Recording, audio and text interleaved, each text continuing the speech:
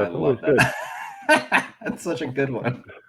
So I've been listening to a Gettysburg podcast for about the Civil War and everything, and they're talking about spoopies, monuments, and all the different things you can go see at the battlefield. And it got me thinking: when we get to the Etihad for our first time, there are 3 statues outside the Etihad, right?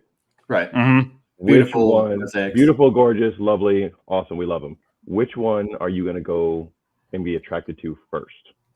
You can only pick one because they're in different areas. Which person are you most anxious to go see? Which statue? Because they're all different poses. Manchester United have done all they can. That Rooney goal was enough for the 3 points. Manchester City are still alive here. Balotelli, Aguero. Fucking well played.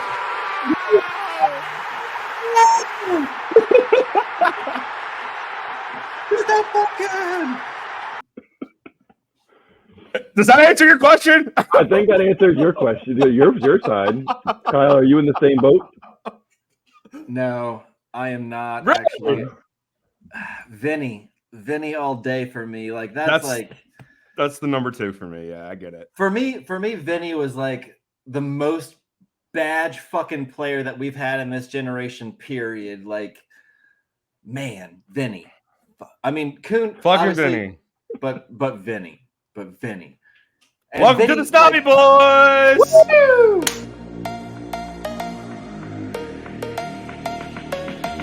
You are now tuned into the Snobby Boy podcast.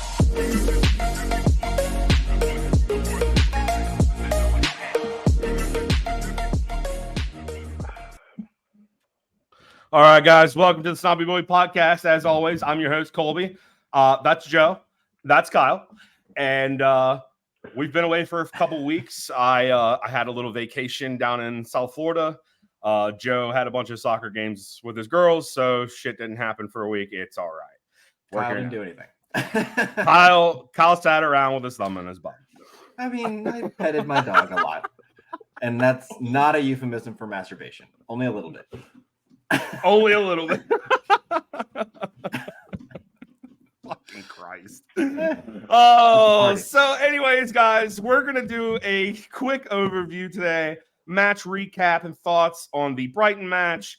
What positives and negatives we took away. We're going to dabble into this rumor that KDB's contract situation is not in a good place. So we'll touch on that. And then, of course, we'll get into our midweek match against Young Boys for the Champions League. So without further ado, but before you do all that, make sure that you hit the subscribe button. Also, make sure you hit the bell so that you get all of our notifications, and make sure to follow us on social media. All right. So, Brighton.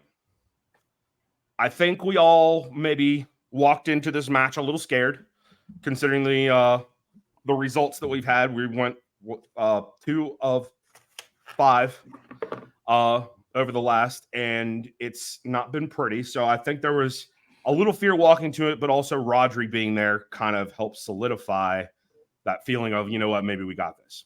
Brighton's been spotty so far this season. They started off really good. They've fizzled here and there. Coming in to we were at home. We were at home. We're Coming to the Etihad. One thing that I think I noticed with Brighton is De Zerbi. Is that right? Did I say that right? Zerbi? I could see him totally trying to again model after Pep. Did you just try to correct me? Oh no, I don't know. I don't know how to pronounce it. I have no fucking idea. He's a handsome man. He's a handsome man. Yeah, Fucking Pep. I fucking love Pep. Sorry. If you watch the presser, like, it was such a good presser.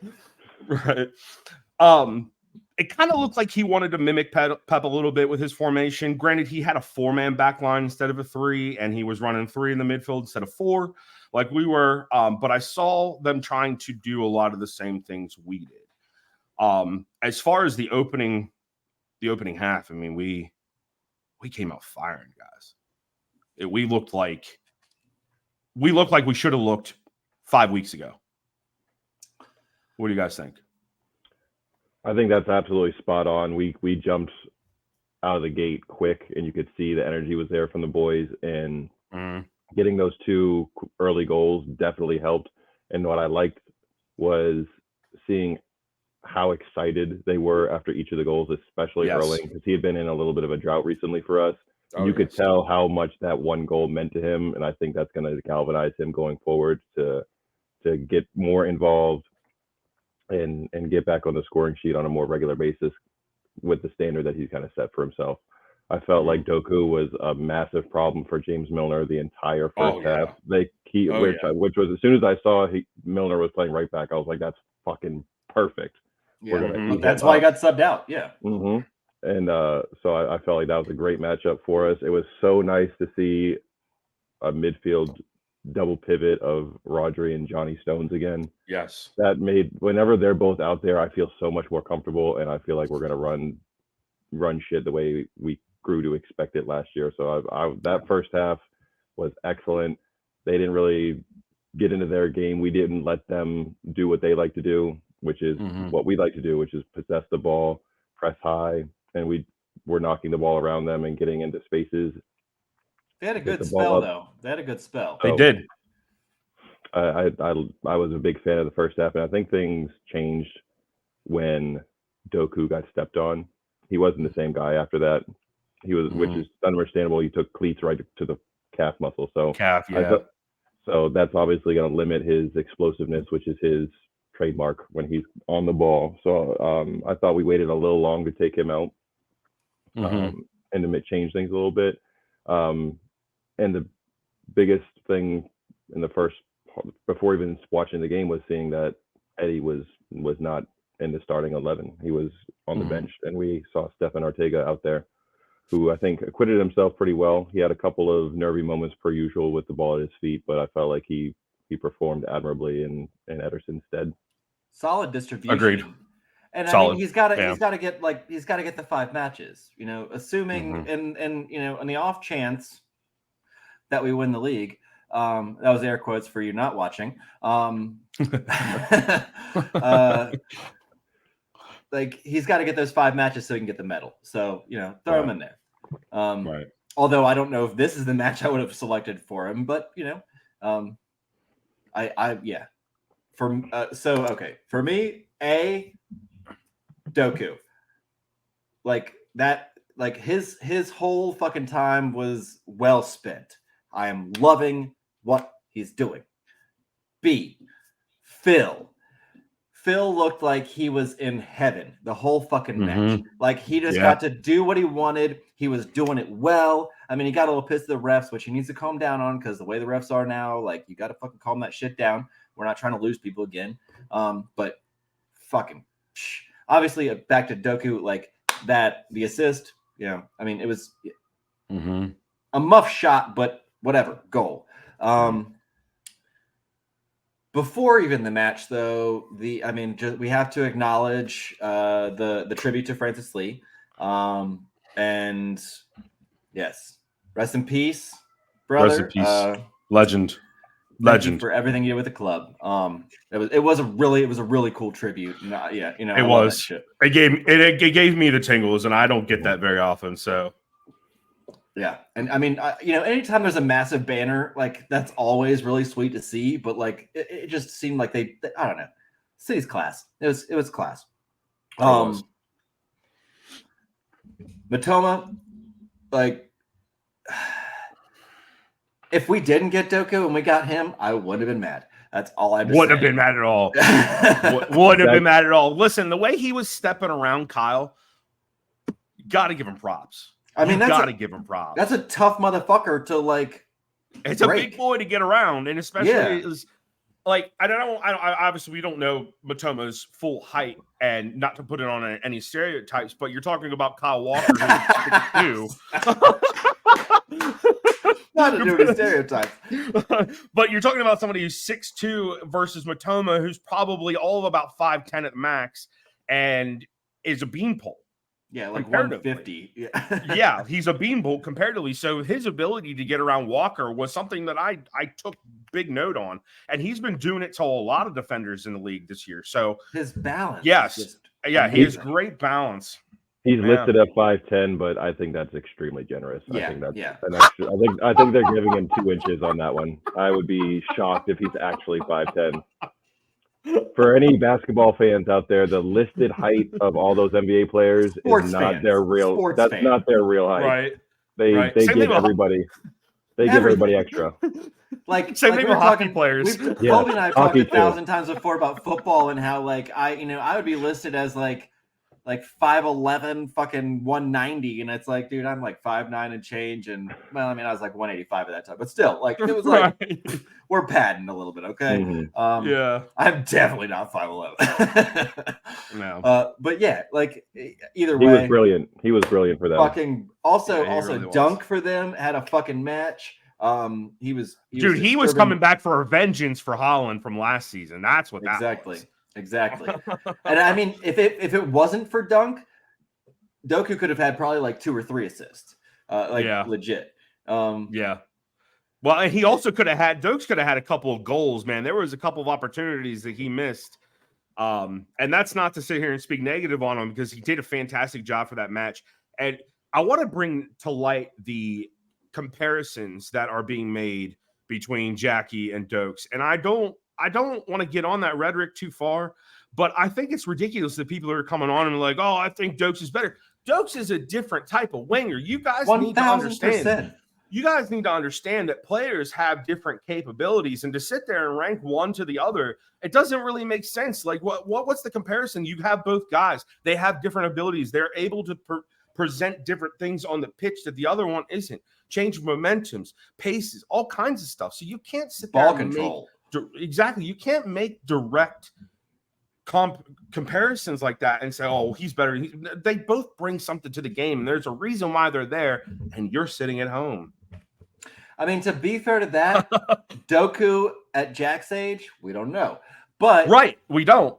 But we are also, I think we all acknowledge that when Jack was first brought in, it was not to be a winger in the future. It was to be a winger for now. And then as Kev ages Working out, back we into have the two fucking players to fill that fucking role. And Right. I mean, Bernardo, I love you. You're not that creative. Your tenacity is where, like, that's really where your fucking Yes. shit is. But Yes. Phil and Jack are our future real creative players, I think. And Yes. that's why, like, Doku was never going to be that guy. Never. No. He's No, always he's gonna be a meant to winger. stretch. He's Yeah. Exactly. He's stretching it down in the box like he's supposed to, like he was intended to do when Pep brought him in because of his speed. So I mean, just like, anyways, Bring it back around. right. Let's jump into the second half. Things didn't take that big of a turn, but you can definitely see the difference in play from the first to the second half. Obviously, the press was an issue all match with them. What are your thoughts as far as the way the second half went, Kyle? I feel like we played well. I feel like we were just broken down on just a slight fuck up. Like, Yeah. It really defensively, it really could have been saved and been fine, but just sometimes in football, blah, blah, blah. I feel like the whole match is honestly, like I said before, they had some spells, but as a whole, we dominated that whole fucking match.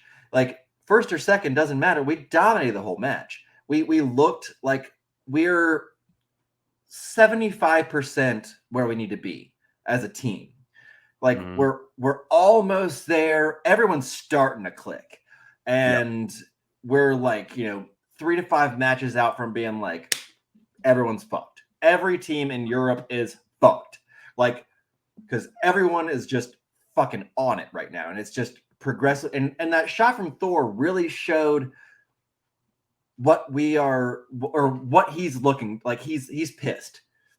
He's pissed he hasn't been on the score sheet. He's pissed all these people are talking shit on him, even though he's the fucking leading goal scorer in the league. They're like, oh, he's fucking shit. How is he fucking shit, man? He's leading goal scorer. Sorry, he's not doing fucking 50 goals in 10 matches or whatever. Suck a dick. I find it so funny when we're only in the first third of the season. I find it so funny the comments that get made about our players, like, and I've made a reference to this before in the season. I don't understand why our supporters castrate players because they're not performing to their standard at that moment in time. I think it's ridiculous. I also find it kind of ridiculous that you don't understand that there are literally 3 parts to the season. You have the beginning, everybody's kind of just getting warmed up. It's like an extended preseason in my mind. Then the first international break happens, and then we start seeing some momentum build. Some injuries are happening, stuff like that. Then you get to, November, December, you're going into the international break. That's when you start seeing where your team is and where you want to start picking your solid 11, right? Right? Come back from international break, then it's the business end, and that's the part that fucking matters. I mean, that's actually one thing I wrote down in my notes is like this click that I'm seeing means in my mind that we're going to be like on it by Yank Thanksgiving. And yeah, that's basically fuck you England kind of shit. But still, Yank Thanksgiving. By then, we're going to be hitting on all cylinders, going into Christmas where December is always hell month. And we're going to fucking roll through that. And just because to me, December is really one of the biggest deciding factors. Like if you can come out of December 7 to 10 points outside of first, you have a chance. If you come out beyond that, or preferably we're just above, but we'll see. Like it does seem like it's going to be an interesting title race at toward the end of the season. But I think that December is going to be massive. December is going to be massive. And just to jump back to Thanksgiving, go ahead. Just to jump back to Thanksgiving real quick, DC members, if you're in town, make sure you make it to Valor/Ugly Mug because these 3 will be there. Ayo. Have you checked it out? Anyways. Just sorry. I don't know if we can cut, but yeah. Sidebar. I'm on it. All right, cool. Hell yeah. Any hoozy. Hell yeah. Always good to drop any whoozy. I gotta remember to fucking email him. To email Scott. Sorry, that I'll be there and he doesn't have to mail shit because I imagine he'll be there. Oh yeah, I totally mailed him extra money to ship it, not thinking about me being there. I don't think I have sent him extra. So that's good. That's good. Okay. Yeah. Shout out Scott. Anyways, we love you, brother. Yeah. Shout out Scott. Shout out DCOSC. We love you. Shout out. From Chicago. Chicago. Italian beef and dogs. let's get Joe's take on the second half. Let us. I felt like their subs when they brought in Billy Gilmore, in particular Ansu Fati, that changed the game for them. Huge dynamic. Yeah. That you could see kind of the shift. And once they pulled that goal back, we responded pretty quickly with our sub, with bringing in Ruben for John. And I felt like, and Jack and for Doku. And I felt like we lost a little bit of control in the midfield once John left because Ruben obviously is going to sit farther back. And it looked like Akanji was kind of moving forward into a more advanced role. And that's just not his strength. He's not as good on the ball as John is. He's not as composed.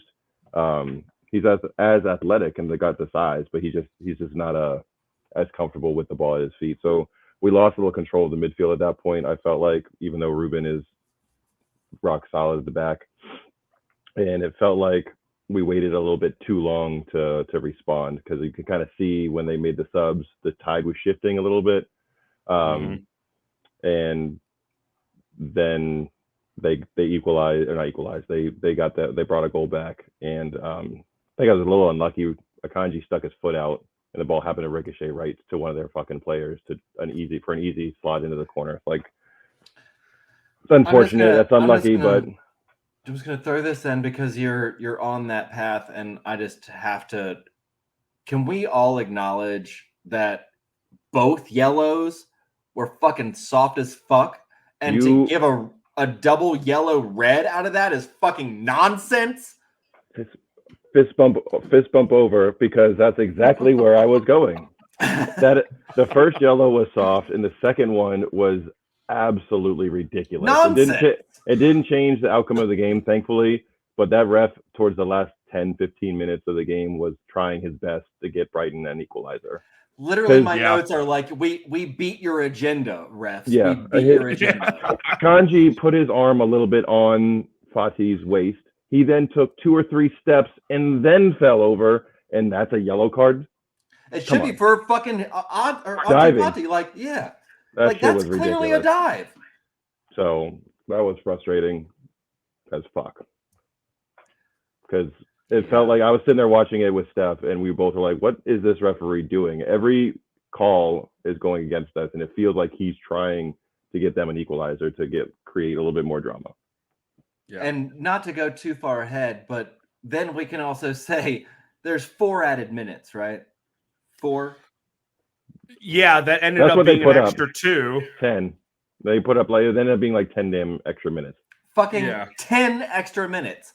Like, I don't give a shit if you gave a double yellow in the middle of that. I don't give a shit if there were some subs in the middle of that. That does not equate 6 fucking minutes. What the fuck? Like I said, trying their best to give Brighton an opportunity. Akanji, you do not deserve it, and And We'll see in kudos to the commentary team too, because they were on it right away, saying that was an extremely harsh yellow and very unlucky. And they don't usually say that. They usually just let it ride and don't make a comment like that. So kudos to them for like actually having the guts to critique the match officials, because most people don't do that because they're scared of getting in trouble. So on the Kanji tip, maybe this is me looking at it in a different way, but I felt like Kanji was off of it real bad.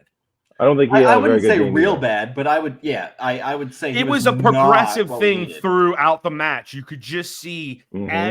as the game was going on, he was getting more frustrated, even to the point where, in my perspective, he seemed like he didn't even care at that point. So I mean, it's just Like, my he was down to perspective, go down. Like, yeah, like he just didn't give a shit. Like, and in my mind, like that's when I said to you, I was like, you know, if that was Rodri, that's a whole other story. But like, we can go without an Akanji for 3 matches and be okay. We can't go Easily. without Rodri, especially with Johnny back. yeah, like, and that has to be like talked about. Like, let's talk about Rodri for a second. He is so incredibly important to this team. He's the best midfielder in the world. He's the best Absolute best midfielder in the world. So and he said just- midfielder, not defensive or holding mid. He said Right. midfielder, folks. Just midfielder, so we're right? clear on Of that. all, and Midfielder. it's so funny. So my son's match this past weekend, which he had a fantastic match, 4 goals, 1 assist, and boy. the travel coach came up and approached him for a tournament in 2 weeks. Yeah, pretty awesome. Anyways, Fuck yeah, So- Aiden. Get out. right? So I'm walking down the hill to the pitches, and I see this dude turn around in a black jacket, and of course I didn't catch all of it. So I'm like, oh, whatever, and walking by. Obviously, I'm in all my blues. Coming down the hill, turn back around, see it's a United jacket, and right at that time, I swear on it, it was the craziest ordeal. Like, I looked at him, my phone buzzed, I picked it up, I looked at it. Bobby Charlton dies. I'm sorry. there is comedy to this. So It's timing. I mean, it's all timing. Like, comedy is timing. But fuck, you got me. You got me with that. I didn't know the story. I didn't know the story beforehand. You got me. Oh. So I walk over to Rest him in to peace, let him. like, as a like fuck the Right, guys, but legend again. legend, Sir Bobby.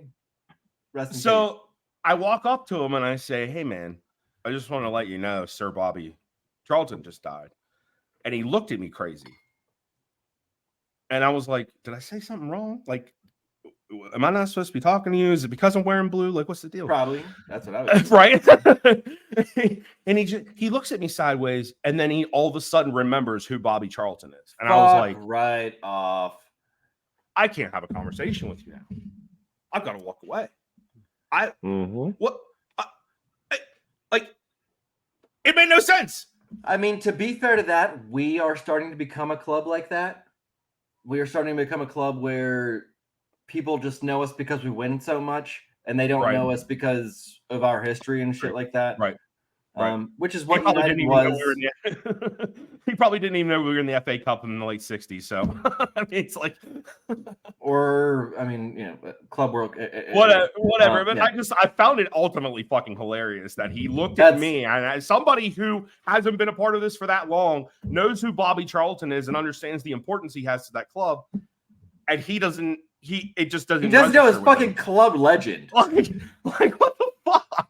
on the Anyways, field, and in the front office. Like, he was a massive part of United Yeah. for decades. And like, I mean, obviously there was a bunch of shit going on about that. And a lot of the shit they were saying was just like how, he would go in after the match, every match at home, and just be like, not acknowledge anything that happened in the match. Just be like, hey guys, hey, hope you're having a good, not be like, fuck you, like you did this, blah, blah, blah. Just like, whatever. Keep going. You're with United. You're wearing the fucking badge. And I don't care what badge you're wearing. That's somebody you want in your corner. That's like absolutely. 85, 86 years old coming in there being like, hey, I played this fucking 50 years ago. You're playing it now, and we're all connected. And I think circling this back to City, I thought it was super classy that as soon as we came out at halftime, the news had just broken like 10 minutes before that, and every player on the pitch came out with a black armband on that they didn't have on at the beginning of the game. Yeah. So somebody at City got the news and got down to the training staff to say, we need to get red black armbands and put them on all the players. Some of the Brighton guys had them on after the fact, and they were trying to make it, but we touch a class per usual from our club to have all of the guys at halftime coming out, knowing the enormity of the news, to have those on before they were on camera and came out to show their respect. So that was something I found really nice. But anyways,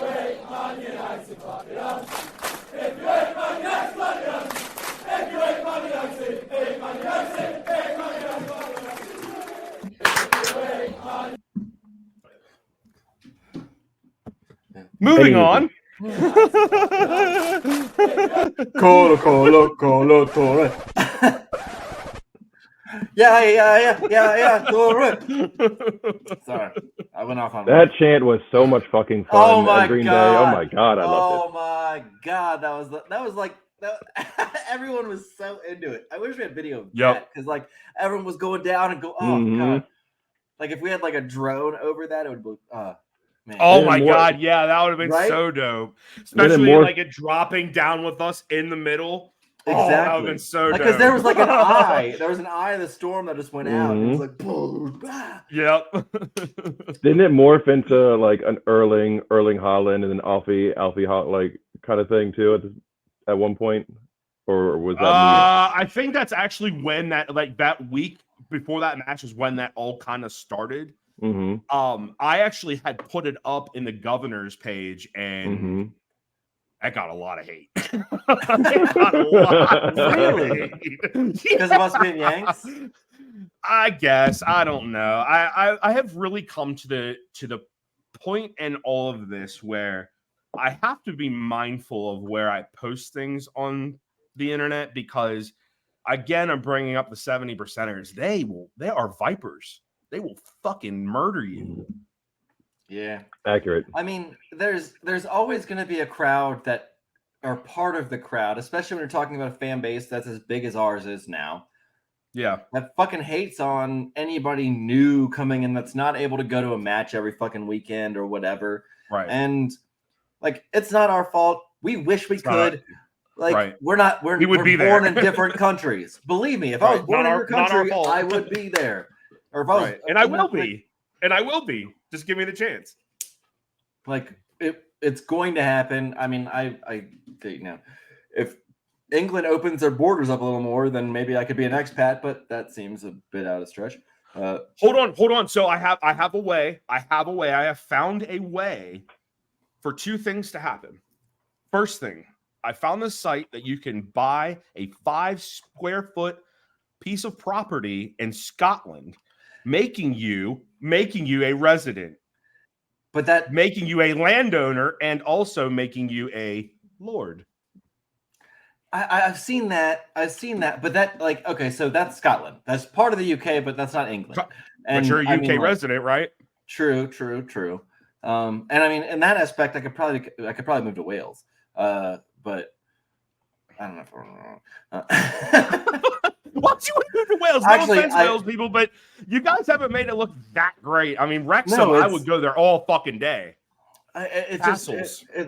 well, and you know, if there's at least it's like on the southwestern, but like I guess actually the bright side of that is, I mean, they do have an insane language that I will never learn, but like at least I can understand their English better than I can understand Scottish. Like those backwoods Scottish people, I like nothing against you guys. I know plenty of country people here that I can. Right. Well, we I'm can't from the understand country. them either. I can understand them, but that's because like I grew up in the fucking hills. But like if I grew up in the hills of Scotland, I would understand you. I didn't. I don't. Anyway, circling back, City. Bruh. 1,000%. 1,000%. I gotta turn the fucking repeat off. God. I'm just gonna say this about the match. Like, in all honesty, to me, it felt like we should have had like 5 goals. Like, Yeah, we- that should have been a 5-1 match because I mean that one goal was going in no matter fucking what. Like it was too open in that side. There wasn't any covers there, like at all. doesn't matter how you Now, hit like you said, it was a Yeah. fucking deflection, anyways. But Yeah. yes, it should have been a 5-1 match. Yeah. And I mean, we're starting to click. We're starting to click. But this is where we need to be starting to click. We need to slow into it because that makes our dude so much hungrier. And when we go into December like a little down, Well, and just to keep this moving along, bright side, KDB has been back on the grounds. So, I mean, we're looking at a We month or so may- still, but right, but we may see maybe a bit earlier Kevin back on the pitch, even in a sub role, which I would be okay with, you know. But I mean, yes, like you said, we're getting back to us. We're getting back to our style of ball. We're starting to gel. I think Kevin coming back is going to be massive. So, but on that tip, there are rumors about his contract situation. And because of his injury proneness, that they may not be offering him another contract. What do you guys think about that, Joe? I think that's a lot of journo drumming up an issue where there isn't one. They have another 12 months before they even have to enter into these negotiations and discussions because he's got a contract through when Pep is here. So there's plenty of time to make that decision. From all accounts, Kevin is happy here. He wants to finish his career here. He said that he loves it. He doesn't want to move anywhere. He wants to be here. The club with legends like him have gone above and beyond to keep them at times, and he's not at the Gundogan age yet. And No. I think it's way premature to start talking about not offering him a contract because of the injury piece. That's me driving up a story just like they were doing with Pep allegedly saying to 3 Brighton players that that's the next Man City manager with De Zerbi after a game that we played last year. I think the timing of that was also to drum up interest in the match and to cause controversy. So Yeah.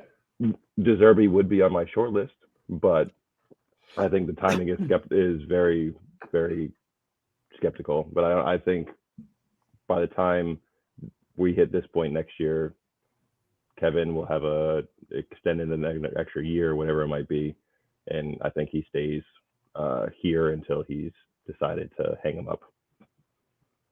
Agreed. yeah, first, that last bit is exactly it. For one thing, we have never been shy of paying Kevin De Bruyne. Nope.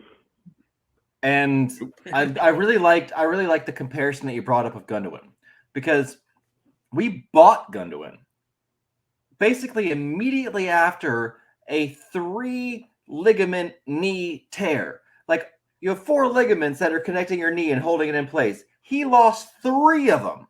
And most athletes don't come back from that type of shit ever. Let alone come back and be one of the best players and one of the best teams, or the best team in Europe. Like it just doesn't fucking happen. And that's why, I mean, for one thing, I'm going to throw my hands up to the Catalan fucking medical staff that we keep on like retainer, because fuck, Right. they're fucking incredible. But like Kevin is nowhere near done. If anything, he might be a little slower, but that just means his passes are going to be better because he'll have to, you know, make it work. And I 1000% journos being fucking journos and just trying to you know, sell papers or get clicks or whatever the fuck.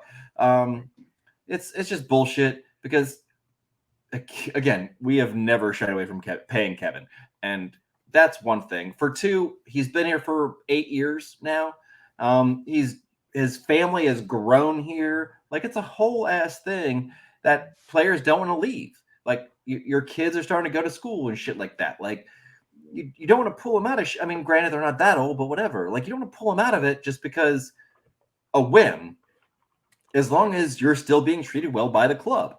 And I 1000% believe the club is never going to stop treating him well. I think it's complete nonsense because the guy has been an epic fucking win for us across the board since we got him. Since he was called a Chelsea fucking drop, or, you know, a failure at Chelsea. Since he was called way too much for £55 million. Since he was called all this shit when we first brought him in from Wolfsburg, even though he dominated from fucking Bundesliga, Oh no, he can't fucking handle Premier League. Well, guess what? You all were fucking stupid, and now everyone is like, Kevin De Bruyne is probably this era Messi. Yeah.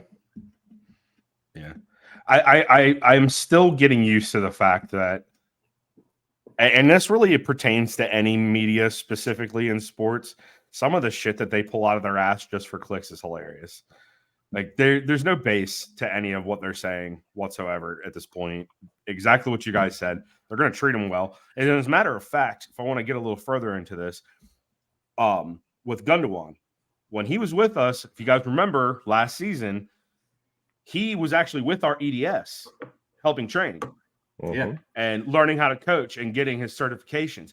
I now think that since he has now gone over to Barcelona and wants to have the rest of his career there, I think that Kevin should take up a little bit of that role and go down to the system and start teaching some of these young players. And I think it would be excellent to do that, especially with the amount of training he's gone through with Pep.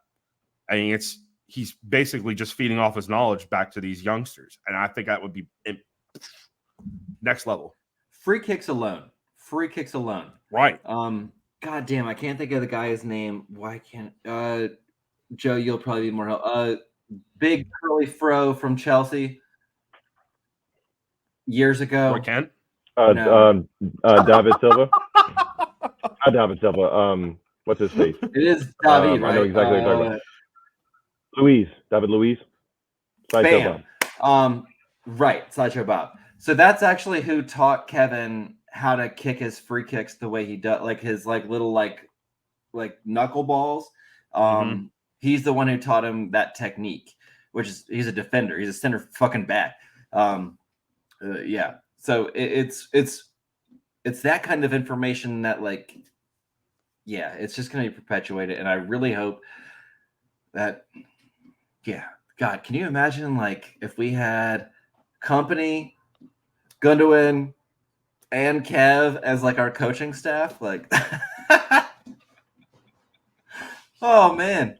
Bruh. I think we'd actually bring Kuhn in then for, like, our striker work. Fuck. Emotional damage.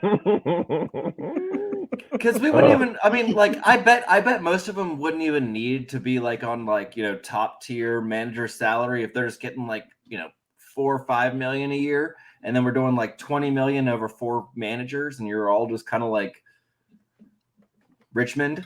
Man, Nice one. cheers.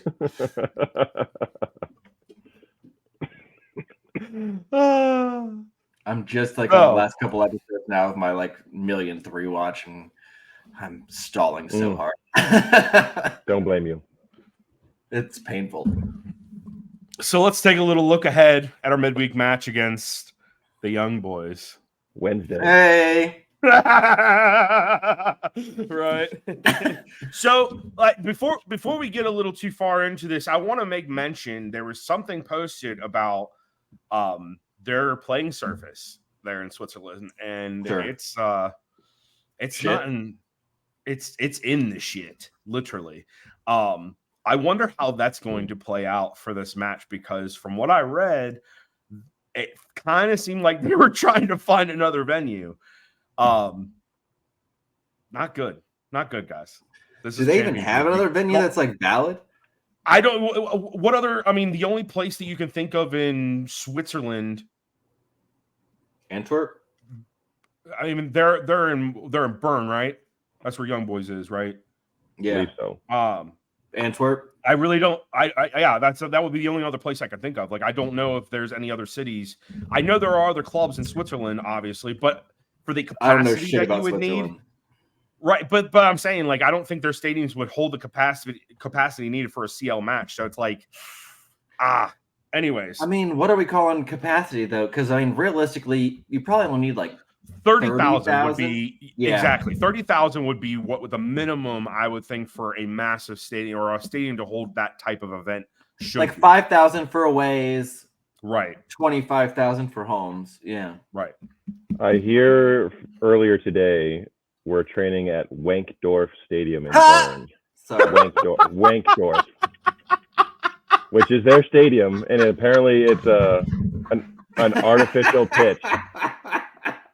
So, it fucking got me. It fucking got me too quick. bruh, it's the Young Boys Stadium. Did you say and Wankdorf? Wankdorf. Wankdorf. And it's written LP? in the stands, like on the stadium, like and then Wankdorf is in big yellow lettering on their, like, where their seats I'm are. sure. I'm my sure in God. Switzerland that means something that we are not appreciating. But come on, like there are words we say that mean other things in other languages, and it's hilarious. Wankdorf here. Hey Siri. Hey Siri. Oh fuck, What's it's not Wankdorf? working. How do you What does Wankdorf? what does Wankdorf mean in German? How short of a motion is a Wankdorf? Are we talking centimeters here? Are we Yeah, talking millimeters? I mean, is it or is it Inquiring minds need to know. We are crushing this podcast, guys. We are crushing it. Oh my gosh. All right, so we're going to Switzerland to face Young Boys. At the What Wankdorf. kind of lineup do At you the expect Wankdorf. at the Wankdorf? What do you guys expect out of this lineup for this week, Kyle? Well, I expect a lot of fucking subs. I expect maybe like Rodri. Not Rodri. I think we might see Calvin. Like it's gonna be. Could we see him next to Rodri, maybe, I would like or Stonesy. or Stones? You know, either way? Stonesy for 60, put Rodri in for the last 30, that kind of thing. Sure. Just to keep his health, you give him some minutes, like fitness. Mhm. That's the only like. Otherwise, I see us doing probably like 9 changes or some shit. Yeah. And it's gonna be a change, so that'll be funny. But yeah, I think we're just gonna because I don't mean to disrespect you, children, men, but I'm sorry, that's the worst fucking name ever. But like we're so much better that we can play like our C squad and still be good. And then this is the only thing I have to say about it. If we do start out with like 9-10 changes with a bunch of kids playing, we need to make subs if shit isn't going right at half. Yeah. Like, it can't be like 70, 80 minutes. It's got to be at half and let the boys come in and just fucking get some goals. Like, Yeah. period. Yeah. If the kids can't get like a goal or two in the first half, it's got to be A quick Time for the adults to play. exactly.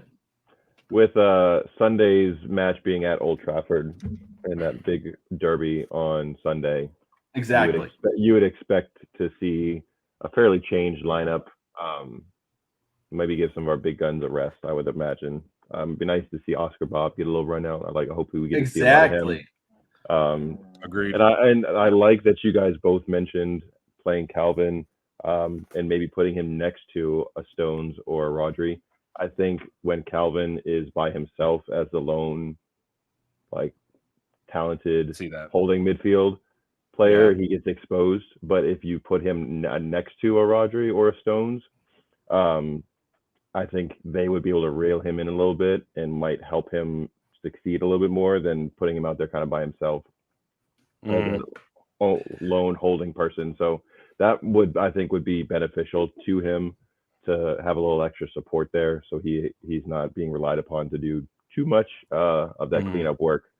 So I think he might get some time. It'd be nice to see him out there. I hope Rico is in the starting lineup in a more advanced role. I like seeing him almost as an attacking mid at times, and letting him cook up there. I think that would be nice to see him get a full 90 in under his belt too. Yeah, for sure.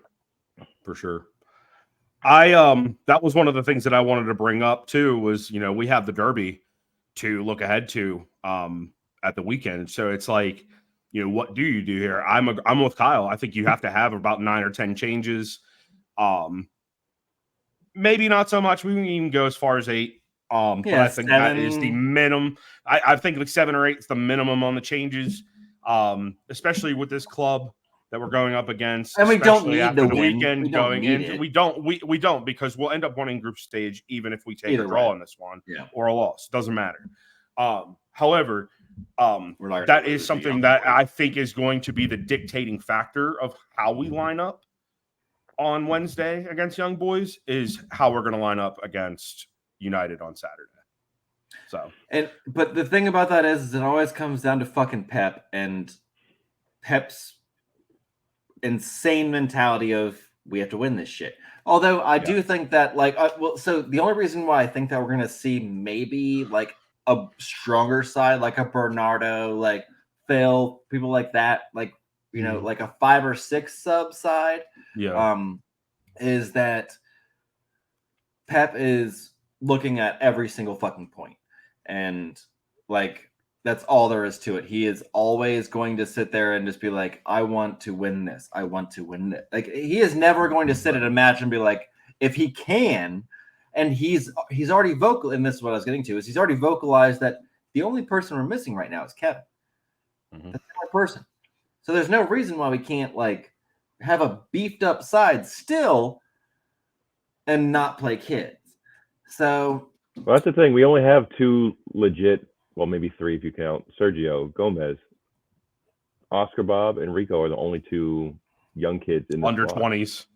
They're the only one like young guys. So I think you're going to see a Nunez. I think you're going to see a Kovacic get some minutes. Nunez, absolutely. Kovacic, exactly. So even like we're saying playing subs, but we're still talking about starting quality Premier League players. Right. So it's and we have to recognize that we have an A and B squad and they're equals. Yeah. So I definitely want to see more Nunez because we haven't seen him very much since he came off at half at Wolves, and I think Kovacic could use some confidence building since he hasn't had the best performances when he's been out there recently. So I think those 2 probably get a significant amount of time on Wednesday. Well, and he hasn't done so bad. He hasn't done so bad with us when we've been in Champions League matches. So I would love to see him get those reps. And I think that would be an extreme confidence booster for him going into United, going into the following match. So, yeah, absolutely. And has he ever played in the Champions League? Who that, Nunez? Was Sporting maybe? Kovacic. No. Kovacic is 1. That's what I was talking about. I meant Mateus. I don't believe he has. No, I think not with Sporting if either. he gets a start. Ooh, he might have when he was with That's what Sporting, they might yeah. have been in there. You're right. He might have gotten a couple of group stage matches. I think in that's there. how he actually got picked up, is because he had some. That's a good matches. point. Yeah. Yep. That was what, 3 years ago? Mm-hmm. Something like that. Yeah. But either way, so he's got some minutes in there, so he's got some experience. I mean, Kovac has won the fucking Champions League outside of winning with us. Mhm. Right. Like I am so excited. Like we have a legit fucking chance at doing the treble again. If we do the treble twice in a row, we have to be the best team in the fucking world, right? Like in the history of the game, the best team in the history of the game. If United stood there for however long, having done it in 1999, I think we take the cake after that, right? I mean, it took him what, 4 more years to win the league again after 99? Is that right? Right. Is that right? I think that's right. I mean, it was sometime. I don't know the exact period of time, but I know it was. I thought it was sometime before 2003 until they won the league again, or that might be Chelsea. Actually, sorry. No. That was on the Beck stock. So yes, you are right. Yeah. Uh-oh. We've lost to Kyle. The circle of death. Right? Fucking. That's why I won't buy an Xbox. Right there.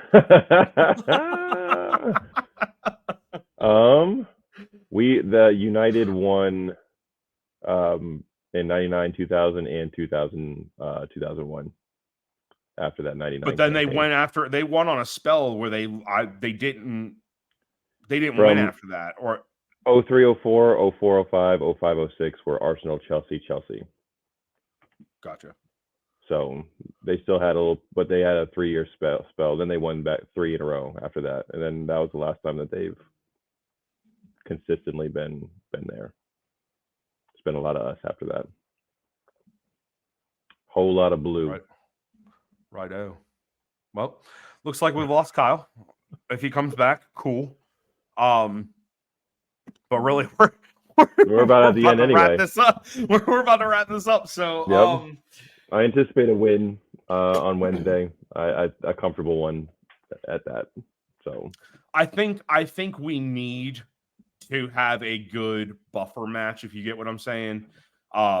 Where we run up the table or run up the scoreline a little bit, because in spite of the way that we played and the result that came from the Brighton match, I think that we have the most amount of capability to sorry about that. The most amount of capability.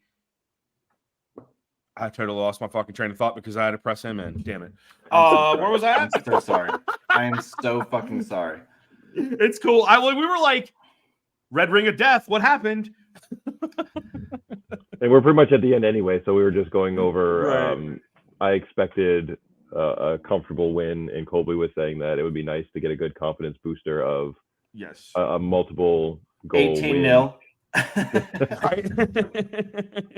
You know, it's crazy is that a goal differential doesn't do shit for you in the Champions League, so it's like, why would you even do that anyways? Odds are they're going to fucking park the bus on us and try to go counter. So I mean, I would bet we see like a 3-1. Oh.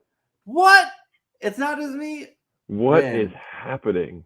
I thought that I could make it the whole fucking thing without plugging in, like power wise, and that's why I dropped out. Right.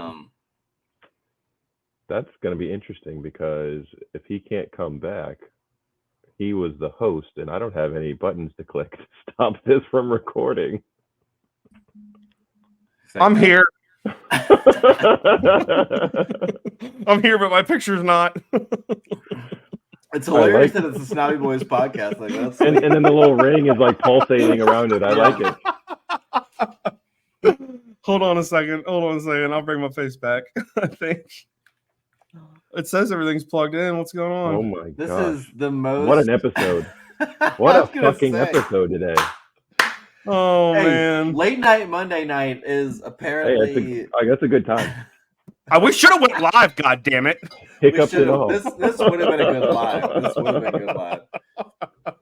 We should do some lives. We should do some lives. Well, that's coming soon. We have the capability, but We just haven't discussed it yet. Sorry, It's my like I'm mind talking to a went- robot. because of that, my mind went immediately to like the $1 Million Man. We have the capability. Yeah, we have the capability. Exactly. I don't understand why I won't let my camera work, but anyways, Robot Colby, what do you have to say? Robot Me is telling you, thank you for listening. Make sure again that you hit the subscribe, hit the bell, make sure you follow the socials. Until next week. Actually, hold on. Time out. I have to do a little promo here. Thursday, make sure that you check me out on the Lit stream for Shades of Blue and Crunk Chocolate, as I will be on there, my first guest appearance.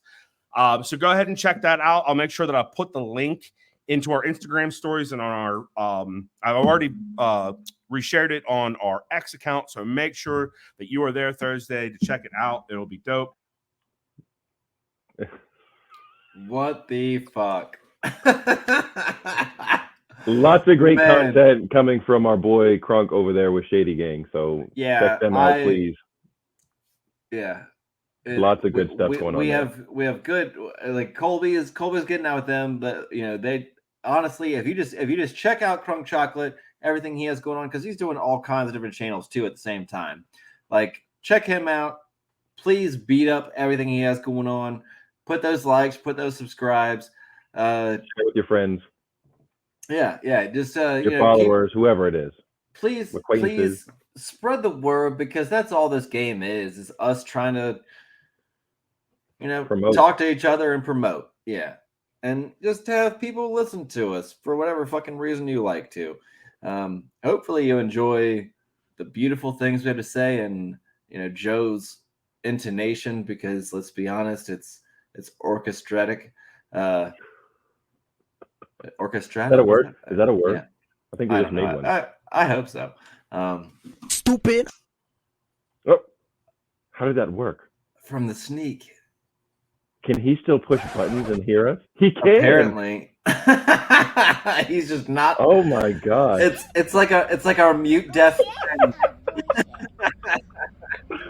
Oh my god. Well, apparently We're gonna wrap he this can up. Yeah. he can click the buttons and everything still and still hear us. So thank you for listening. We appreciate the support. Please share, like, subscribe, drop some comments. This is Kyle, Colby behind the scenes, and we are out of here. Good looking.